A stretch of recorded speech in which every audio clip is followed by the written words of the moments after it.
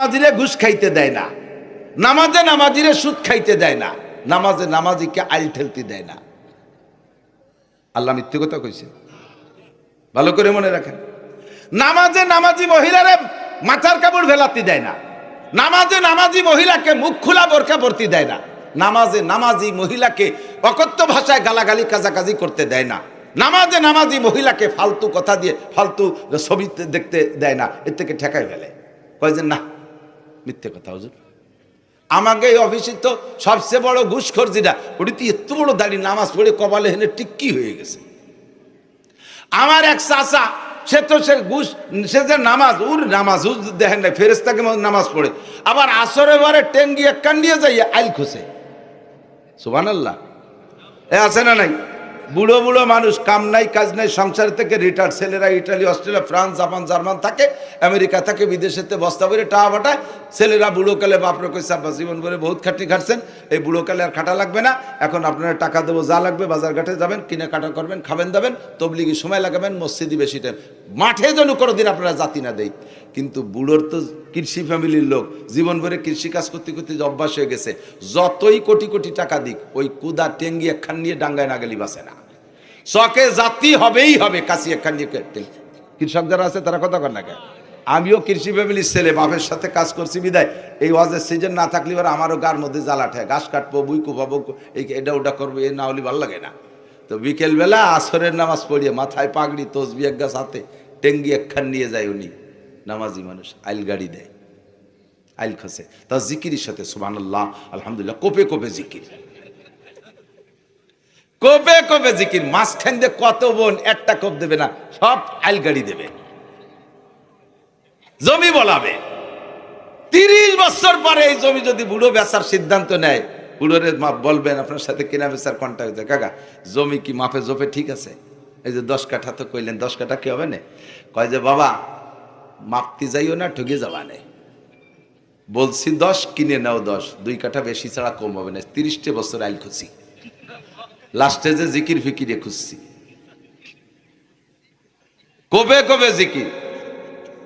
তাহলে নামাজও পড়ে, আসরের নামাজের বরাবর এই যে আইল খুঁজছে, আপনি যদি বলেন যে আইল খুঁজা থেকে ঠেকায়, নামাজি মানুষ সুদে কারবার করে, আছে না নাই? আছে। হাজারে হাজার টাকা সাথে 1 মণ দান, এই সুন্নত জারি আছে না?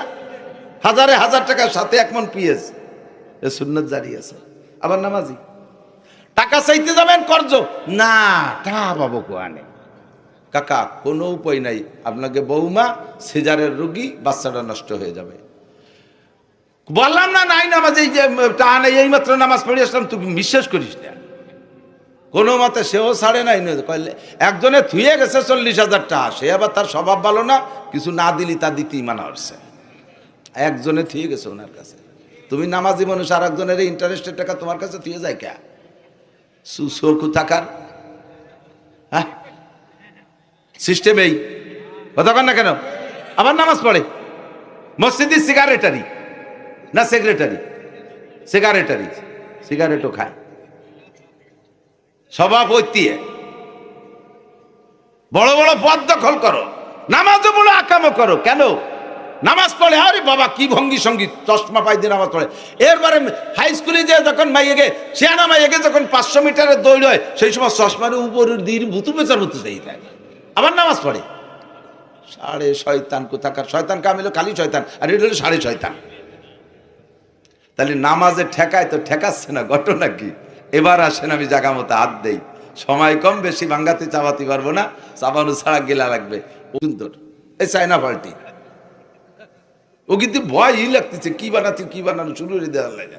সে ডিম বানাইছে, ডিমের সব কিছু হুবহু এই ডিমের মতো, ভিতরে বিজলিও আছে, কুসুম আছে, কলইতে দিলি স্যাতও করে, এমন না যে স্যাট করে না, স্বভাব টভাব সবই একই রকম।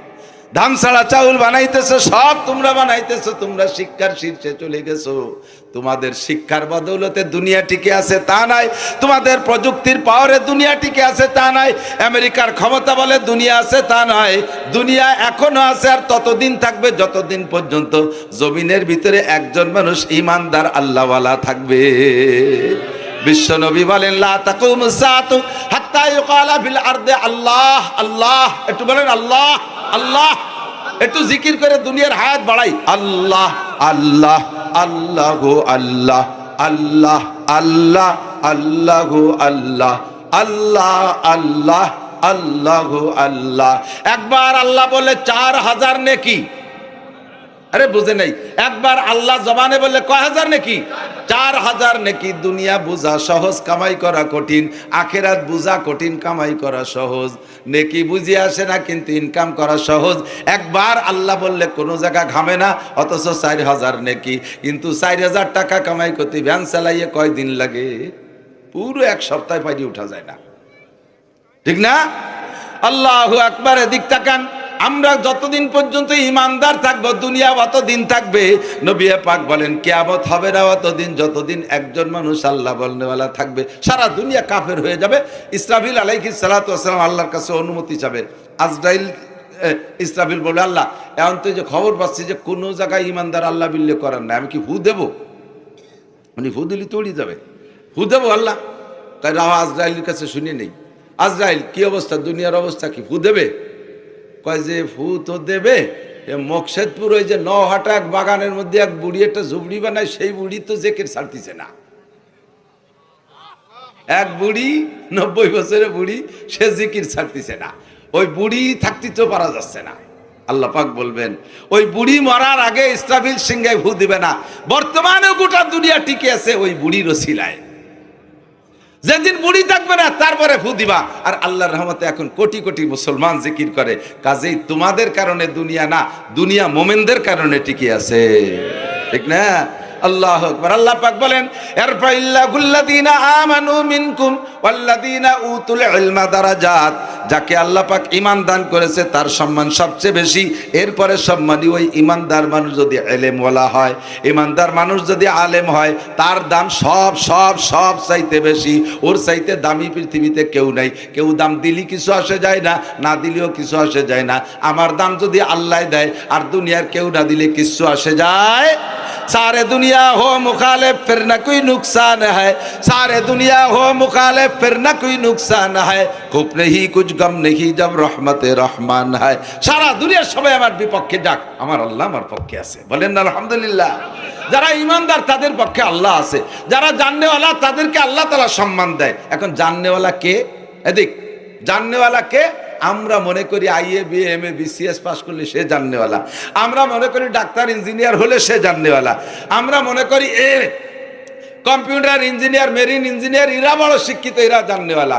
আর যারা এই মৌলভী টৌলভী এই দেখি মৌলভী বেশকি মারে কি মৌলভী কি জানে? তুমি জেনে নাও সারা দুনিয়ার যত জাগতিক সার্টিফিকেট আছে একটা সার্টিফিকেটে বিশ্বনবী সই করবে না। আর কোন সার্টিফিকেট নাই। শুধুমাত্র আজকে সকালবেলা আমপারা দর্শক কোরআন শরীফের আলহামদুলিল্লাহি রাব্বিল আলামিন কোরআন শরীফ দর্শন, আপনাকে নবী পাক সার্টিফিকেট দেয়। কি কইয়া? খায়রুকুম মান তাআল্লামাল কুরআন ওয়া আল্লামা। তোমাদের মধ্যে সবচাইতে দামি, বলেন সবচাইতে, সবচেয়ে দামির উপরে কি দামি থাকে? সবচেয়ে দামির উপরে যদি করে দামি কয়, সবচেয়ে বড়র উপরে কি বড় থাকে? একজনটা 4 ভাই ফিরায় সেম সেম বোঝা যায় না কোনটা ছোট কোনটা বড়। তো মাঝিয়ে জন এক মুরব্বী কয়, বাবা তোকে যদি সব কয় বাইরে একরকম দেওয়া যায়, বড় কোনটা ছোট কোনটা তো টের পাই না। ও কয় সবচেয়ে বড় আমি, তার চেয়ে বড় মেয়ে ভাই। সবচেয়ে বড় আমি, তার চেয়ে বড় মেয়ে ভাই। ওরা আবাল না কয়া ভাই? তুই যদি সবচেয়ে বড় হয় তার চেয়ে বড় আমার মেয়ে ভাই থাকে কি? তার তো কই সবচেয়ে বড় মেয়ে ভাই, তারপরে আমি। তো সবচেয়ে ভালো কোরআন ওয়ালা, বলেন সবচেয়ে ভালো। আপনি মূর্খ কৃষক কোরআন পড়েন, আপনি সবচেয়ে ভালো। ডিসি সাহেব কোরআন পারে না, ওরে এক পাইরও দাম নাই। ওসি সাহেব কোরআন পারে না, আপনি একজন ভ্যান চালানে কোরআন পড়েন, আপনার দাম আল্লাহর কাছে ওসি ডিসি এসপি সবগুলোর চাইতে আপনার দাম বেশি, যেহেতু আপনি কোরআন জানেন। খায়রুকুম মান তাআল্লামাল কুরআন ওয়া আল্লামা। তো যদি দামি হতে চান, আল্লাহর কাছে দামি হতে চান, নবী পাকের কাছে দামি হতে চান, তাহলে আপনাকে কোরআন শিখে দামি হইতে হবে। অন্য কোন তার দাম কবরে যাওয়ার পরে নেই। কেউ কি হাদিস শুনাইতে পারবেন? ক্বালা রাসূলুল্লাহ সাল্লাল্লাহু আলাইহি সাল্লাম খায়রুকুম মান কানা এমএ পাস। হাদিস শুনছেন নি? খায়রুকুম মান কানা আইএ পাস বিএ পাস। কোন হাদিসই পাইছেন? যদি কোনো ব্যক্তি ম্যাট্রিক পাস করে তার দুনিয়ায় অভাব থাকবে না? পাইছেন? ম্যাট্রিক পাস করলে অভাব থাকবে না এরকম কোনো গ্যারান্টি আছে? আরে বিসিএস এমএ পাস ছেলেরা ভ্যান চালায় বেড়াচ্ছে, রিক্সা চালাচ্ছে ঢাকা শহর দিয়ে। কত এম এ পাশের রিক্সা আমি উঠছি। তাহলে এম এ পাস করলে চাকরি পাওয়া যাবে, রুজির অভাব হবে না, এমন কোনো গ্যারান্টি নাই। কেউ কইতে পারবেন না বিএ পাস করলে কবর আযাব মাপ। কেউ বলতে পারবেন না হাদিসে আসছে আল্লাহ নবী বলছেন ইঞ্জিনিয়ারিং পাস করলে ডাইন হাতে আমলনামা নিয়ে নিতে পারবে। ওই জায়গায় যে হাসরের মাঠে ইঞ্জিনিয়ারিং কৌশল দিয়ে যে কোনোভাবে আমলনামাগুলো হাতে নিয়ে ফেলবে। পারবে। আর যে লোকটা এমবিবিএস ডাক্তার হবে বিনা হিসাবে জান্নাতে চলে যাবে। বিএ পাস করলেই বিদ্যুৎ গতিতে পুলসিরাত পাইছেন কি? মান হাফাজা আলাস সালাওয়াত, যে ব্যক্তি 5 ওয়াক্ত নামাজ সুন্দর করে পড়ে তার জন্য আকরামাহুল্লাহু বিখামসি খিসাল, আল্লাহ তাআলা তারে 5টি পুরস্কার দেবে। কয়টি? 1 নম্বর পুরস্কার যুবক শুনে নাও, প্রধানমন্ত্রী শেখ হাসিনা আজ চাকরি দিয়ে যাইতে পারে নাই তোমাদেরকে, এরপরে আইছে ডক্টর ইউনূস সাহেব, উনিও তোমাদেরকে চাকরি দিতে পারবে না। এরপরে চলে গেছে খালেদা জিয়া, সেও পারিয়ে যায় নাই। আরো যে কেউ আসুক গোটা বাংলাদেশের কেউরে সবাইরে চাকরি দিতে পারবে না। হাতে গোনা কয়েকটা ভ্যাকান্সি সরকারি, সেই কয় জায়গা কয়জনরে দেওয়ার পরে কোটি কোটি বাঙালি যাবা কোন জায়গায়? আল্লাহ পাক বলেন যা চাকরি না পাইলে তোর তো খাইতে হবে, চাকরি না পাইলে তোর তো চাহিদা আছে, সব চাহিদা পূরণ করনেওয়ালা আমি আল্লাহ। শর্ত হলো 1 নম্বরে তুমি 5 ওয়াক্ত নামাজ সুন্দর করে পড়ো। 5 ওয়াক্ত নামাজ যে পড়ে আল্লাহ পাক তারে 5টি পুরস্কার দেয়। 1 নম্বর পুরস্কার, তার রুজির অভাব থাকে না। আমার চাকরি দিয়ে দরকার কি, রুজি হলি তো হয়ে গেল। কতক্ষণ মসজিদের ইমাম সাহেব কোনো মতে একটু কিরাতখানায় পড়ছে, আইএ বিএ এম এ কোনো সার্টিফিকেট নাই, কোনো মতে কিরাতটা শুদ্ধ মসজিদের ইমামতি করে, তার রুজির অভাব আছে? 30 বাড়ি 30 দিন খায়। লজিং 30 বাড়ি না, বাড়ি যে বাড়ি যেদিন খায় সেই বাড়ি আল্লাহরা সেই দিন ভালো খায়। মহিলা স্বামীরে বলেছে হুজুর মাসে 1টা দিন মোটে তুমি যেন পোল্ট্রি ফাঙ্গাস নিয়ে এসো না, 2 কেজি গরুর গোস্ত নিয়ে এসো, সাথে আমরাও খাওয়া নিয়ে একটু দেশি মুরগি নিয়ে এসো, আর ওই বিলির কই আনো যেন, ওই যে ফার্মের কই আনিও না, পারলে 2-4টে শিঙ্গি মাছ নিয়ে এসো, আর ডিম জোগাড় করবানি আমি সব দিয়ে দিচ্ছে। ডিম ও ডিম, আরে বাবা কয় কাকি এত বড় ডিম দিয়ে 1 ডিম পারতে 2 মুরগি লাগে, এত বড় ডিম কোয়ানে দেশি মুরগির ডিম। এই সংগ্রহ করে হুজুরে প্রত্যেকে ডেলি খাওয়ায় ভালো ভালো, 30 দিন 30 বাড়ি খাইয়ে দেয়। আমার মতো শূন্য হুজুর বুড়ি ছেড়ে দিয়েছে। পোশাকও খারাপ না, 1000-1200 টাকা দামের লুঙ্গি পরে, আর এই ফাও কাপড়ের রুমাল এ আছে 20-22 কেন। মহল্লায় যারা বিদেশ থাকে প্রত্যেকে হুজুরে দেয়। তা আমার তো বেঁচে থাকা আর খাওয়া আর এই পোশাক আশাক, এরপরে আমার কি দরকার আছে? কোটি কোটি টাকার মালিক হয়ে কি হবে? 1000 কোটি টাকার মালিক বাংলাদেশের, ভালো এক কোটিপতি, নাম কব না এখন, সবাই কলি চিনে ফেলবে এমন একজনের বক্তব্য আমি নিজ কানে শুনেছি। উনি বলেন অ্যারেস্ট হওয়ার পরে যে তোমরা আর কেউরে ছাড়ো না ছাড়ো, আমারে ছাড়ি দাও, আমার 80,000 কর্মচারীরে বেতন দিতে হয়, আমার 80,000 কর্মচারীরে বেতন দিতে হয়। যার টাকা দিয়ে 80,000 কর্মচারী বেতন নিচ্ছে, 4 লাখ 5 লাখ 7 লাখ 10 লাখ পর্যন্ত তার টাকা দিয়ে বেতন নিচ্ছে কর্মচারীরা, নিচে থেকে উপর পর্যন্ত। অথচ ভদ্রলোক নিজে একটা ট্যাবলেট কেনার পয়সা পাচ্ছে না, দিলি অন্যভাবে দেয়া লাগতেছে, কিন্তু ডাইরেক্ট ওপেন ভাবে পাচ্ছে না। কতক্ষণ? তাহলে আমার অত বড় লোকে কি লাভ হলো? আর আল্লাহর রহমতে শুয়ে রয়েছি একের ভাঙ্গা ঘরের ভিতরে, কানের মধ্যে খিল লাগাই দিয়ে গান শুনতে শুনতে ঘুমাই যাচ্ছে, কানের মধ্যে খিল লাগাই দিয়ে ওয়াজ শুনতে শুনতে ঘুমাই যাচ্ছে। পুলিশও ডাইয়ে বার্তা না, মাঝে মাঝে বেশি মশায় আইসে কানের দ্বারে মোবাইল করে, এর বেশি আর কোনো জয় ঝামেলা নাই, ঠিক কিনা? তাহলে আমার এই রিজিকের অভাব দূর হবে নামাজের মাধ্যমে। কিসের মাধ্যমে? নামাজের মাধ্যমে। যেই পরিমাণ দিক তাকান, নামাজের মাধ্যমে যেই পরিমাণ রিজিকের অভাব দূর হওয়ার কথা ছিল, নামাজের 5টা স্বভাব, দুনিয়ায় 2টে স্বভাবে দিক তাকান। 1 নম্বরে নামাজে নামাজিকে রুজির অভাব দূর করে দেয়, 2 নম্বরে নামাজে নামাজিকে সকল অন্যায় থেকে ফিরায়। জায়গা মতো চলে আসে, দিক নড়াচড়া হবে না, টাইম মতো আজান হবে, নামাজ হবে, নড়বেন না কেউ। নামাজের এই হাদিসে আছে 5টা কাজ। একটা দুনিয়ায় 4টে মরার পরে, কবর আযাব মাপ, ডাইন হাতে আমলনামা, বিদ্যুৎ গতিতে পুলসিরাত পার, বিনা হিসাবে জান্নাত। এই 4টে হলো মরার পরে। আর একটা দুনিয়ায় রুজির অভাব দূর করে দেবে, 1 মনে রাখবেন। 2 নম্বরে নামাজের আরেকটা স্বভাব হলো ইন্নাস সালাতা তানহা আনিল ফাহশাই ওয়াল মুনকার ওয়ালা যিকরুল্লাহি আকবার। নামাজ এমন একটা তাবিজ, নামাজ এমন একটা টিকা, যেই টিকাটা নিলে সকল রোগ থেকে মুক্ত থাকা যায়।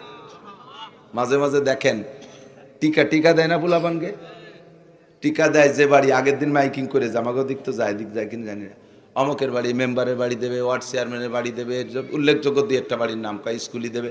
তো টিকা দেয় যেদিন, সেই দিন সকালবেলা ওই টিকার পয়েন্টে দেখবেন হলুদ একটা কাপড় টানানো আছে, আছে না? ওর মধ্যে মাঝখানে দেখবেন এর একটা বৃত্ত আছে গোল, বৃত্তের মাঝখানে একটা বাচ্চার ছবি আছে, বৃত্তের 6 দিক দিয়ে 6টা তীর আছে, দেখেন আছে না? এই সব মিলিয়ে তর্জমা কি? অবশ্যই আমি যা বলবো তাই হবে আশা করি। বৃত্তটা, এই পুরো কাপড়টা দুনিয়া, কাপড়টা দুনিয়া। এই দুনিয়ার ভিতরে মাঝখানে বৃত্তটা তার হায়াতের এরিয়া, হায়াতের সীমা। মাঝখানে মানুষটা, এই মানুষটার দিকে 6 দিক দিয়ে 6টা রোগে আক্রমণ করতেছে, 6 দিক দিয়ে 6টা রোগে আক্রমণ করতেছে। এই 6টা রোগ যদি একবার ভিতরে ঢুকে যায় তাহলে হাজারো চিকিৎসা করে কাম হবে না। কাজেই এই 6 রোগের ঠেকানোর জন্য সব মিলেইয়া ডাক্তাররা গবেষণা করে বানাইছে একটা টিকা, যেই টিকাটা ধারাবাহিক এই কয় মাস দিলে ওই ছেলেটার দেহের ভিতরে 6টা রোগ ঢোকে না। 6 রোগের প্রতিরোধক, 6 রোগের প্রতিরোধক। আল্লাহ পাক রব্বুল আলামিনও বলেন তোমার জিন্দেগিতে হাজারো রোগ, তোমার এই গোটা দুনিয়ার ভিতরে হায়াতের একটা সীমানা আছে, আছে না নাই? প্রত্যেকের হায়াতের একটা সীমানা আছে। তোমার হায়াতের সীমানা ভেদ করে তোমার দিকে ঢুকতে চেষ্টা করতেছে শিরিকের রোগ, কবরের রোগ, বেদাতের রোগ, জেনার রোগ, ব্যভিচারের রোগ, দুর্নীতির রোগ, ঘুষের রোগ, তারপরে কি বলে সুদের রোগ, মদের রোগ, নিশার রোগ, আইল ঠেলা রোগ, জাল দলিল করা রোগ, মিথ্যে সাক্ষীর রোগ, মিথ্যে মামলার রোগ, পরের জমি দখল করা রোগ, ডিসিআর কাটে জমি দখল করা রোগ, তারপরে এই কন্ট্রাক্টের মাল মারিয়ে দেওয়া রোগ, টোন মারা রোগ, মন মারা রোগ, সরকারি মাল মারিয়ে খাওয়া রোগ, এই সব রোগ চতুর্দিক দিয়ে তোমার দিকে ঢুকতেছে। এই সব রোগের ঠেকানোর জন্য আমি একটা টিকা আবিষ্কার করেছি। আল্লাহ পাক বলে আমি একটা টিকা তৈরি করেছি, সেই টিকাটার নাম নামাজ। টিকার নাম কি? ইন্নাস সালাতা তানহা আনিল ফাহশাই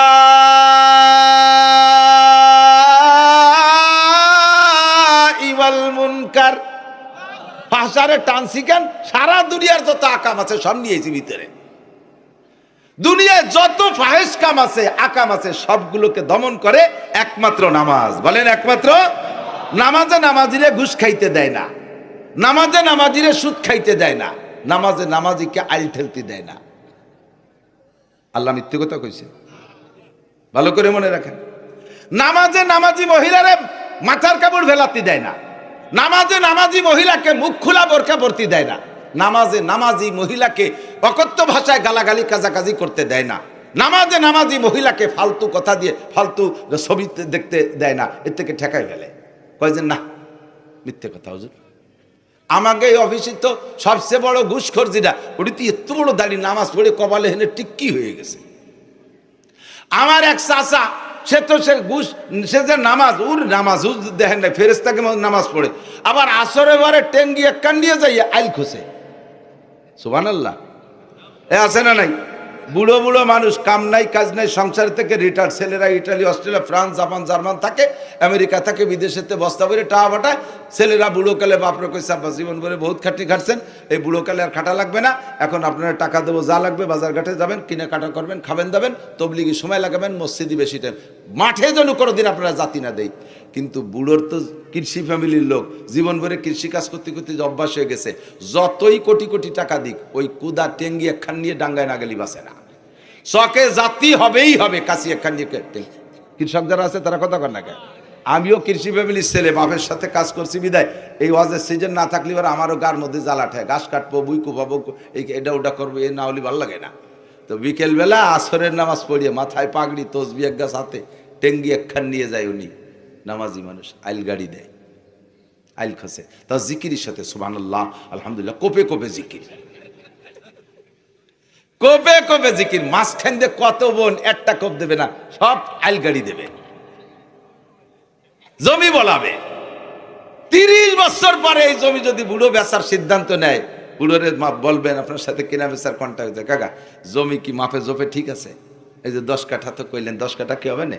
কয় যে বাবা মাপতে যাইও না, ঠকে যাবা না, বলছি 10 কিনে নাও 10, 2 কাঠা বেশি ছাড়া কম হবে না। 30 বছর আইল খুঁজছি, লাস্টে যে জিকির ফিকিরে খুঁজছি, কবে কবে জিকির। তাহলে নামাজও পড়ে, আসরের নামাজের পর আবার এই যে আইল খুঁজে, আপনি দি করলেন যে আইল খুঁজা থেকে ঠেকায়। নামাজি মানুষ সুদে কারবার করে, আছে না নাই? আছে। হাজারে হাজার টাকা সাথে এক মন দান, এই সুন্নত জারি আছে না? হাজারে হাজার টাকা সাথে এক মন পিএস, এই সুন্নত জারি আছে। আবার নামাজি টাকা চাইতে যাবেন কর্জ, না টা বাবু কোয়ানে। কাকা কোনো উপায় নাই, আপনাকে বৌমা সিজারের রোগী, বাচ্চাটা নষ্ট হয়ে যাবে। বললাম না নাই নামাজ, এই যে টা নেই, এই মাত্র নামাজ পড়ে আসলাম, তুই বিশ্বাস করিস না। কোনো মতে সেও ছাড়ে নাই। একজনে থুয়ে গেছে 40,000 টাকা, সে আবার তার স্বভাব ভালো না, কিছু না দিলি তা দিতেই মানা হচ্ছে। একজনে থুয়ে গেছে ওনার কাছে। তুমি নামাজি মানুষ, আর একজনের ইন্টারেস্টের টাকা তোমার কাছে থুয়ে যায় কে? সুসকু থাকার হ্যাঁ সিস্টেম এই কথা কন না কেন? আবার নামাজ পড়ে মসজিদে, সিগারেটারি না সেক্রেটারি, সিগারেটারি, সিগারেটও খায়, সভাপতি। বড় বড় পদ দখল করো, নামাজও বলো আকামও করো। কেন? নামাজ পড়ে, আরে বাবা কি ভঙ্গি সঙ্গীত, চশমা পাই দিয়ে নামাজ পড়ে। এরপরে হাই স্কুলে যে যখন মাইয়েকে, সিয়ানা মাইয়েকে যখন 500 মিটারের দৌড় হয়, সেই সময় চশমার উপরের দিন ভুতু পেঁচার মতো চাই দেয়, আবার নামাজ পড়ে। সাড়ে শয়তান কোথাকার, শয়তান কামিল খালি শয়তান, আর এটা হলো সাড়ে শয়তান। তাহলে নামাজে ঠেকায় তো ঠেকাচ্ছে না, ঘটনা কি? এবার আসেন আমি জায়গা মতো হাত দেই, সময় কম, বেশি ভাঙ্গাতে চাপাতে পারবো না, চাপানো ছাড়া গেলা লাগবে। ওই যে বড় একখান গাড়ি নিয়েছে, অনেক টাকা দাম, ছোট গাড়ি হলে দাম আছে।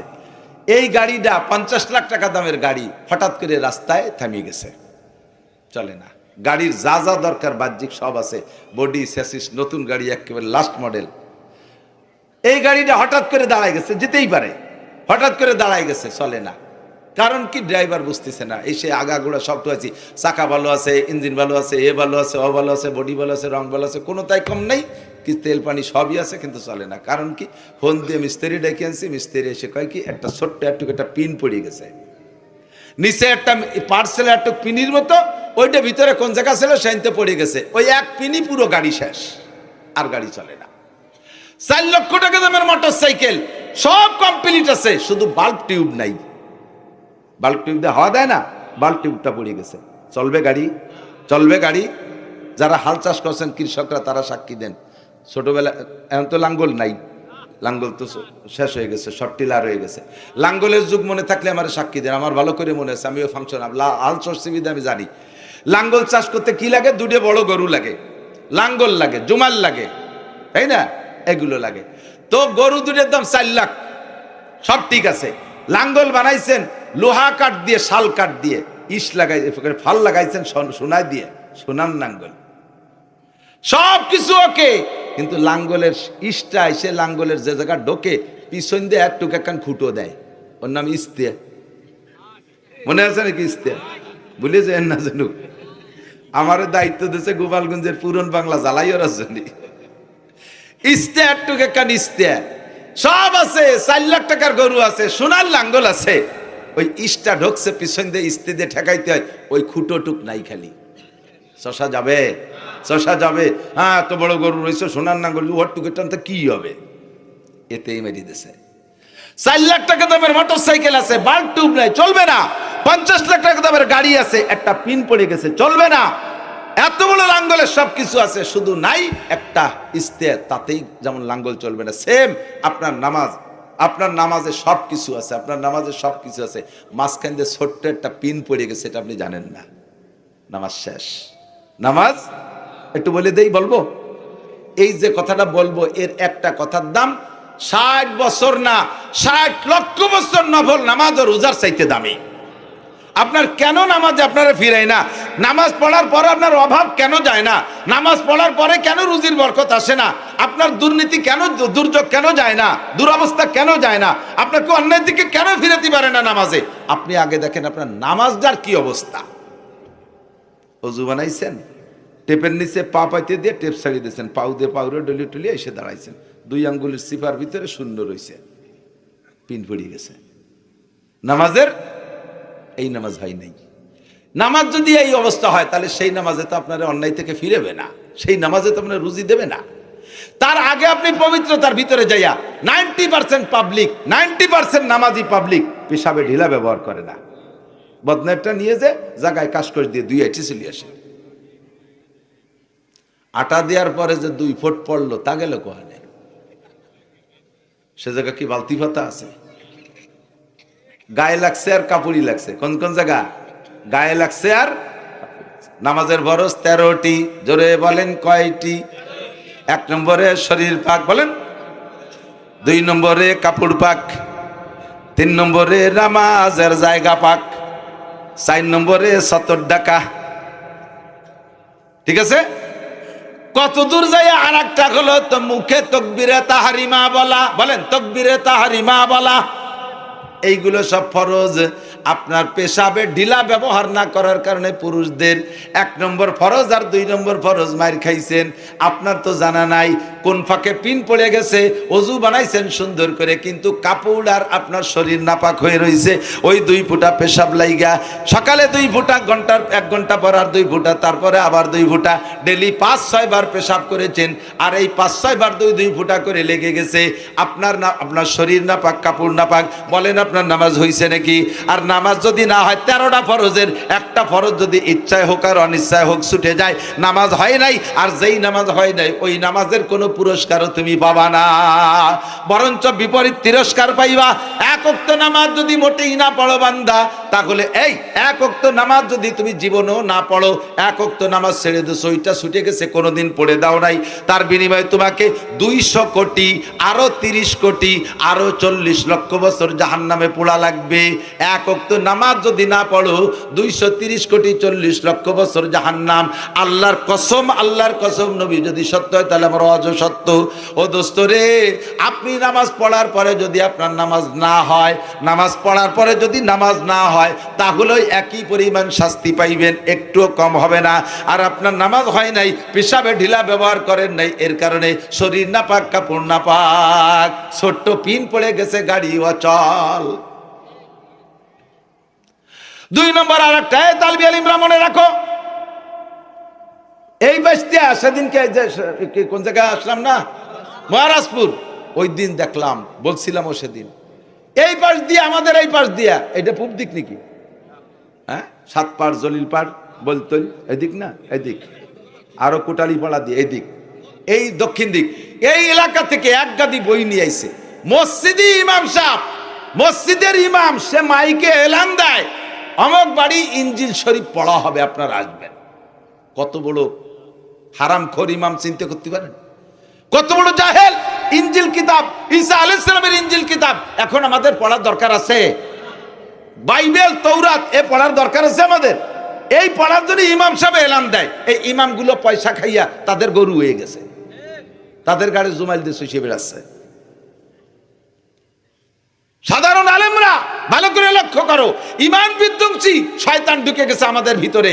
এই জন্য সব কথা খেয়াল করতে হবে। মুসল্লিদেরকে ডাইকা এই মশালা কর, শুক্রবারে তুমি লম্বা লম্বা সিঁড়ি ভরাদের কিস্সা, হাওয়া আদমের গল্প, ইব্রাহিম ইসমাইলের গল্প শুনে লাভ নাই, ওর ভিতরে কোনো মশালা নাই, ও শুনে কোনো লাভ নাই, ও শুনে কোনো লাভ নাই। এই মশালাগুলো পড়াও। মুসল্লিরা নামাজের মশালা জানে না। ইমাম সাহেব যখন তাকবীরে তাহরিমা দেবে, আল্লাহু আকবার কবে, কানে আল্লাহু আকবার বলবে না? আপনারা মুসল্লিরা, আপনাদেরও মুখে আল্লাহু আকবার বলা ফরজ। আমি সচক্ষে দেখেছি, দেখি পাবলিক মুসল্লি মনে করে কানে হাত দিয়া ফরজ, মুখে আল্লাহু আকবার তো হুজুর কইছে, আমার তো আর কোয়া লাগবে না, মুখ বন্ধ রে বুতুড়িয়ে দাঁড়ায় রয়েছে উপর দিক সেই, মুখে আল্লাহু আকবার বলে নাই। ইমাম আল্লাহু আকবার বলার পরে সাথে সাথে আপনারও আল্লাহু আকবার বলা ফরজ। আপনি যদি মুখে আল্লাহু আকবার না বলে শুধু কানে হাত দিয়ে সানা বাঁধেন, আপনার নামাজ হয় নাই। আপনি তো মনে করছেন নামাজ পড়ছি, নামাজের পরে লাখ লাখ টাকা এসে যাবে, সে পয়সা করে চাইলে নেওয়া আসে না, হুজুর যা করলো, আল্লাহ যা করলো, তো মিথ্যে কথাই কইছে। নামাজে বলে রুজির বরকত, তাই তো আগেও যা ছিল এখনো তাই, তা কি হলো তাই বুড়িয়া, কোনো ফায়দা পাচ্ছেন না বিদায় কয় আগে না পড়ছিলাম ভালো হয়েছিল, পড়িও কোনো উন্নতি নেই, ও পড়বো না, কারণ সে নামাজই তো আপনার হচ্ছে না, তার থেকে ফায়দা পাবেন কি? কতক্ষণ? তাহলে আজকে মাসালা বুঝে নেন, ইমাম আল্লাহু আকবার বলার সাথে সাথে পিছনে পিছনে মুসল্লিরাও কি বলবে? আল্লাহু আকবার। প্রথম তাকবীর বলা ফরজ, এরপরে উঠতে বসতে যে তাকবীর, এগুলো বলা সুন্নাত। আপনিও বলবেন মুখে মুখে, কেন বলবেন না? আল্লাহর নাম না, কেন বলবেন না? ফাঁকে এর মধ্যে ছোট্ট সিকুন পিন মশলাটা করে দিয়ে দিক দেখান। ইমাম সাহেব বড় জামাত নিয়ে দাঁড়াইছে, ইমাম সাহেব একটু টেনে বলছে, আল্লাহু আকবার, একটু সময় লাগছে না? ইমাম আল্লাহকে আওরে টানতেছে আর আপনি ফাঁকে শটে মারি দিয়েছেন আল্লাহু আকবার। ইমামের আল্লাহু আকবারের আগে যদি আপনার আল্লাহু আকবার শেষ হয়ে যায়, আপনি ওই নামাজে জয়েন্ট সহি হয়নি। ইমাম সহ অন্যদের নামাজ হবে, আপনার নামাজ হবে না। কাজেই আপনি নামাজের পরে কোনো পুরস্কার দুনিয়াও পাবেন না, আখেরাতেও পাবেন না। নামাজের থেকে যা পাওয়ার দরকার ছিল তার যে ক্রিয়া, কিচ্ছুই আপনি পাচ্ছেন না। কথা কি বোঝা গেছে? নামাজের এই জাতীয় মাসালা যে কত রয়েছে, ইমাম সাহেব, উলামায়ে কিরামরা খেয়াল করেন, উলামায়ে কিরামরা খেয়াল করেন, যারা নামাজ পড়ার মাঝে মাঝে ইমাম সাহেবরা খেয়াল করবেন। মহিলাদের কথা বলবো, মহিলা মাদ্রাসা তো উন্ডা একটু পাবে, তাতে উন্ডা বেশি দেশে বলবানি। দাঁড়ান, এদিক ইমাম সাহেবরা কিরাতের মাসালা শুনতেছে সবাই? কেরাত কেরাত ইমাম সাহেবরা কেরাত পড়বেন, কেরাতটা লক্ষ্য করে পড়বেন। ইমাম সাহেবরা কেরাত পড়বেন, সূরা ফাতিহা পড়বেন, প্রত্যেকটা আয়াতে ছেড়ে ছেড়ে দিয়ে পড়বেন।